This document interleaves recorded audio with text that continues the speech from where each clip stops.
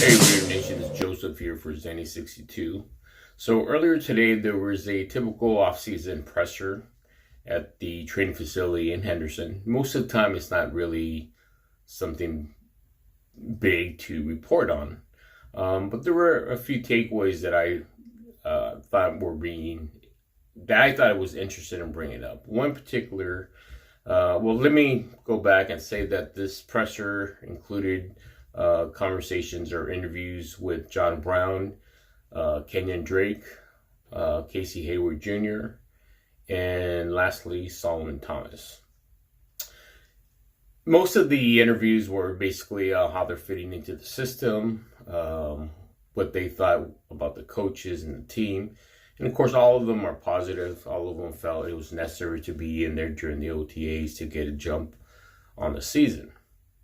That's all fine and well. Now, one of the other things that was brought up with one of the reporters is that coming off a COVID year that drastically changed the way things are done in the NFL, and specifically with the training camps. Moving forward, I know the NFL has made a concerted effort to make sure that they promote the vaccines as well as encourage every player to do so. Now, Solomon Thomas had addressed this issue, and some of the things that he said, personally, I found a little concerning. As many of you know who watch the channel, I was fortunate enough to survive the COVID-19, and I say survive because it wasn't a pleasant experience at all. It was something that I thought I wasn't going to survive when I was in the hospital. And so I'm very sympathetic to anybody who's going through this, but also I encourage anybody to really stop and think about what you're doing to yourself by not getting vaccinated, because I wouldn't want my experience being in the hospital with COVID-19 to happen to my worst enemy, because that's how drastic and feeling of desperation and potentially death that I felt in the hospital. Why I bring this up is when Solomon Thomas brought up the idea of, well, we're still talking about it as a team and with the NFLPA about how to go forward with whether or not we do get vaccinated or not. Of course, it's all a personal choice. But when I stopped and heard about some of the things that were being said, for example, with Solomon Thomas saying, well, we're going over, the science of it, whether it's good or bad, and trying to decide whether or not it's good or bad, or taking the good and the bad out of it. Well, he's a football player, not a scientist. So what science reasons do you have for not wanting to take the vaccine? To me, that seemed like a silly thought process.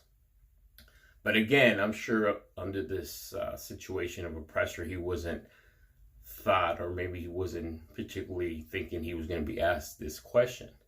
But the fact that they're still talking about it, at the very least, you would want your team to be vaccinated for a competitive edge. But the fact that you have people still debating whether or not they should take it or they shouldn't take it, we saw last year what happened. This thing hasn't disappeared. It may have eased up a lot of people. For a lot of people, it may have eased up because people have actually got vaccinated. The likelihood of spreading it has gone down than it was back last year in March. But when you stop and consider that at the very least you have a competitive edge by getting vaccinated, because your teammates won't be out. You don't have to worry so much about the contact tracing issues. You don't have to worry about spreading it to other teammates that obviously could severely affect your football team. So I found that a little disappointing. It's just this whole mentality of that I don't need it because I'm a strong football player. That has nothing to do with it. This is beyond being rough and tough. I mean, this is something that could potentially be deadly to someone, maybe not to yourself, being an athlete, like the athletes in the NFL. But when you have it in your body and you spread it to other people, again, I've always said this, why do you individually want to be responsible for getting somebody sick and potentially dying? It is a safe vaccine to take. disappointed that that comment was made. That's just my take on some of the things that were happening at the press conference. Keep it here in Zenny 62 is my personal opinion about this issue. But at the very least, I thought it was important to reemphasize is that having the opportunity to take the vaccine and take the vaccine, you have a competitive edge.